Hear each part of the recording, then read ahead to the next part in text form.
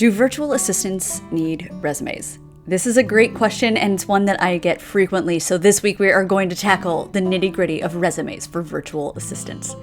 I want to preface this video by saying that it's not typical for VAs to have to produce a resume, especially if you are applying for a virtual assistant position with a solopreneur, a small entrepreneur, maybe a 1 to 2 person business, or if another freelancer is hiring you. I find that if they're individual clients who work for themselves, or on a small team, they typically will not ask for a resume. Instead, they will opt for a video interview or a call interview just to get a sense for your past work experiences and your personality. However, if you're a virtual assistant who's applying to companies, companies certainly do hire VAs. In fact, nowadays companies are hiring more contractors than ever before. I myself have worked for large companies, including Ericsson. They absolutely want to see a resume to make sure that you're legitimate. And it's the same if you're applying as a VA to a virtual assistant matching agency. That's a very long caveat. So let's talk about what makes such a great resume for VAs and how you can make your own really stand out from the crowd. First and foremost, resumes are specific to the specific job that you're applying for. I don't want you to send out one generic resume to 10,000 jobs or 10,000 people. You want each resume to be custom tailored to the job description, the person. It needs to feel like you basically wrote this resume just for the person who's reading it. And that tip is going to really make impressions because you become less vague, you become more specific to the job that you're applying for, and other people see that and they'll take note of that, and it makes a difference. Hiring managers at companies receive on average 250 applications a day, if not more. There is no way that a hiring manager or recruiter can actually go through every single resume verbatim. They just don't have enough time during the day. So what many hiring managers use is something called ATS, which is called Applicant Tracking Software. What the ATS does is it helps them eliminate resumes that are a poor fit from the get-go. So if you're not writing your resume to impress this ATS software, the algorithm is going to reject you right away, and we don't want that. So we're going to start by talking about ATS and how there are 3 ways that you can optimize your resumes to make sure that you're passing that kind of first hurdle. Number 1, I want you to use specific keywords that the ATS software is likely looking for. And the way you're going to know what they're looking for is you're going to look at the job listing itself. Go to the website that you've found this virtual assistant position on, or go to the job listing. And I want you to actually look at things like the job description, the responsibilities, the required skills sections. And then what I want you to do is simply incorporate those terms into your resume. For example, just looking at this picture, if a job listing is putting in their requirement section that you have to have 5 years of experience and experience in business-to-business marketing, B2B marketing, what you'll want to do is make sure that you're including those keywords. So you can see in this example here that this person's included 5 years of experience, that keyword right off the bat, right in their kind of little about section. And they're also including other keywords like project management, B2B marketing strategy. So this particular example has really hit home because they've managed to incorporate so many keywords that were in the job listing itself. Now, I hear your question already. You're thinking, Erin, but what happens if the job listing is too vague or it lacks strong keywords?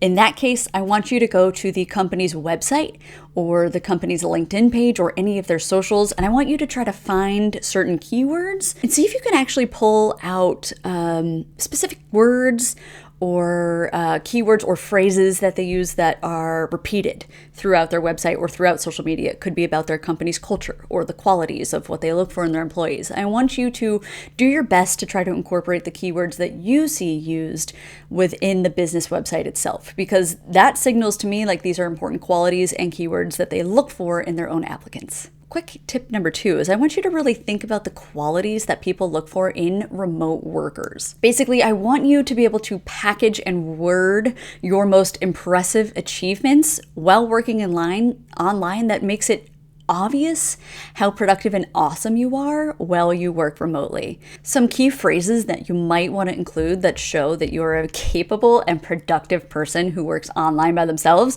could be self-motivated, able to work on my own, strong collaborator, strong communication skills, strong written communication skills. You can even include on your resume things like remote collaboration tools, and then put every tool that you've used. If you use Zoom, if you use Google Chats, if you use PowerPoint, Dropbox, if you're using Asana, whatever tools you're using that you work remotely with or maybe even share with clients, you can put those down. And if you phrase it as remote collaboration tools, oh, that's like music to a hiring manager's ears.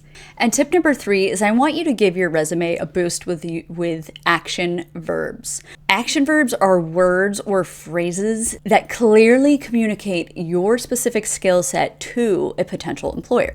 Now, I'm going to list in the description of this video a list of nearly 200 action-packed verbs that are going to seriously impress a hiring manager. And just to give you a sense of what this is before you even go to that link, instead of I led XYZ for my clients, you could say I orchestrated, I organized, I directed, I coordinated, I spearheaded, I designed, I implemented, I launched. These are all incredible words that are basically saying the same thing as I do this online, but by using action verbs, it definitely makes hiring managers feel like you're more the corporate-y go-getter. I launched, I led, I enhanced, I enriched.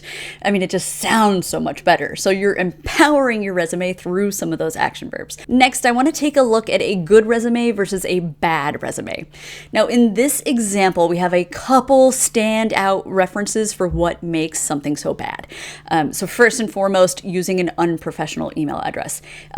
If you're using something like anna@cutiebear@hotmail.com, I don't really care what your own personal email is, but if you can make it a little more professional, so even just your initials or your first and last name at Gmail, that works. Second point, education is really irrelevant, especially if you've been out of college for several years. You can see that there's a couple spelling errors, and responsibilities are way too short. And also this person drastically needs to include some action verbs. So let's take a look at what a good example looks like. A much better resume is a lot more organized. It already looks more professional because we've set this up better. We have a professional heading, so your professional headline, first sentence of what it is that you do, what you do in your current role as a VA, and maybe what you're hoping to achieve in or with new clients.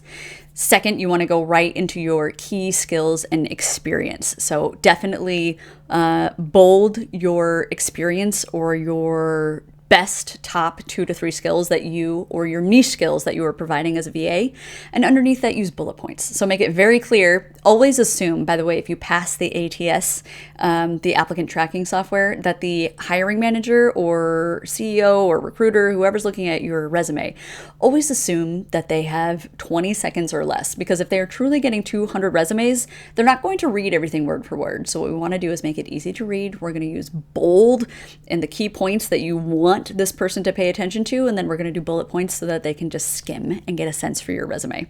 And then last but not least, you're going to list your professional experience, so you can talk about your virtual assistant, how long you've been doing it, your key achievement, your key responsibilities.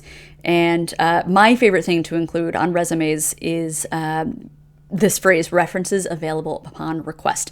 I do that for myself. I have had clients see that and then ask for references, which no problem. For the most part, people have not asked me for references, but I like to give clients the option so that they know that I'm a trustworthy person with a good track record. So if you have references that you can provide, it's a good idea to put that phrase right on the bottom. Last but not least, I want to talk about the look of your resume.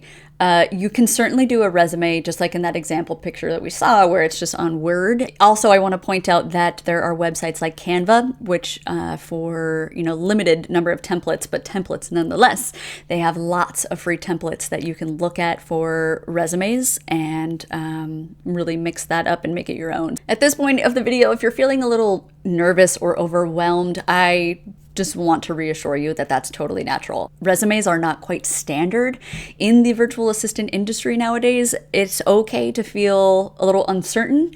I just want you to know that you're not alone, that this community of virtual assistants is here for you. I'm here for you.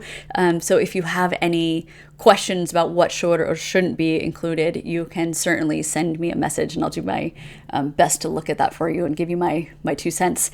But I think ultimately, if you're using strategic words, if you're pulling out keywords that are relevant to the job listing that you're applying for, you're going to be all right. And including some of your action-packed verbs that really express the great work that you're doing, I think you're off to a solid start. Thank you so much for sticking with me on this week's video. If you have any questions about resumes, you know where to find me. Don't hesitate to ask away. And as always, happy virtual assisting. I'll see you guys on next week's video.